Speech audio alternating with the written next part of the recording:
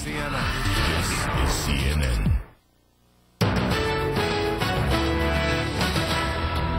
And welcome back. If you were with us yesterday, we told you that this is already prom season, and after senior proms, of course, come graduation, and then before you know it, reunions. Now, in the old days, it was easy to get the kids from the hood together, but in today's mobile society, it is a lot tougher. Enter the internet and websites like classmates.com, where you can find old friends, and in one case, even a musical legacy. When I think back on all the crap I learned in high school. When Paul Simon wrote the words to Kodachrome, this is the high school he had in mind. Literally, Forest Hills High School in Queens, New York. In the 1970s, the school's alumni association disbanded. So when some friends from classes of the 1960s wanted to hold a reunion, they had almost no place to start. All of this was done on the internet. Classmates was a great thing for me for this, because what I did was, I'm a member of Classmates, so I could email 20 people a night that there's a reunion. So we emailed the whole of Forest Hills High School from 1960 to 75. This was the reunion. 67, 68, and definitely 69. 69! More than 500 people from more than a dozen years worth of Forest Hills High School classes. To Elliot Wertheim and John Hartman, it wasn't the numbers that mattered, however. They hadn't seen each other in more than 30 years. My goodness, man. Unbelievable. Back in the 1960s, when Forest Hills gave birth to groups like Simon and Garfunkel and the Ramones, Wertheim and Hartman had a band of their own, the Brigands. It was the era of the Beatles, and thousands of garage bands wanted to be just like the Fab Four. But unlike most of them, the Brigands actually got a one-shot deal with Epic Records. The A-side of the Brigands record, I'm a Patient Man, was pick hit of the week on one radio station in Erie, Pennsylvania.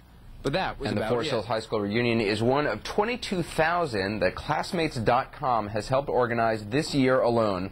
Mark Stutzler is the president of Classmates.com, and he joins us now from Los Angeles. Thanks very much for being with us. So how does your service work? Well, people come to the website to literally try to find someone that they're looking for. They register with the site, and then once they get into the site, they see the list of the names of people that they've completely forgotten about. They end up connecting with those as well. And you've organized 22,000 reunions this year alone. That's pretty remarkable. It is. Last year we did 35,000. This year, as you say, we're already done 22,000. We're on track to do over 80,000 this year based on the trends that we've seen in the past. Why do you think it is that your site is so popular? Well, when people get to be about 35 years old, they look up into the rearview mirror of their life, and they realize that life is much more than just an accumulation of accomplishments. It's mostly about relationships. They begin to become nostalgic, typically for a high school buddy or a college roommate or someone they served in the military with. Your website is also one of the few that is actually profitable, I think, which is a pretty remarkable feat these days. To what do you attribute that? Well, first of all, we have two revenue streams. Unlike typical websites, we have both subscription revenues as well as advertising revenues. And we've also done a really good job of controlling our costs. So how does the consumer have to pay for this information? Do you pay to sign up, or is it paid only when you want to make a contact with somebody?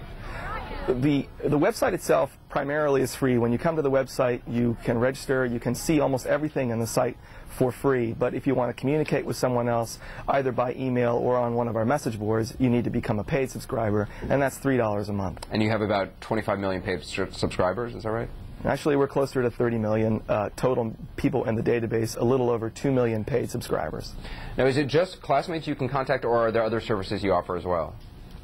No, it's Classmates within. Well, when you say Classmates, it's within school, or it's in the military, or also in the workplace as well. Okay. Now, I also understand you just started a service for former colleagues who used to work together, and they can track each other down. Exactly. We launched about 2 weeks ago. Classmates launched the Workplace Directory, which has a listing of over 1.1 million businesses, so you can find your old work buddies as well. All right. Well, Mark Schultzer, president of Classmates.com, thanks very much for being with us this morning. I'll go check out my own class. Thanks very much. Thank you. All right, Paula? Have you done it before? I have not, no.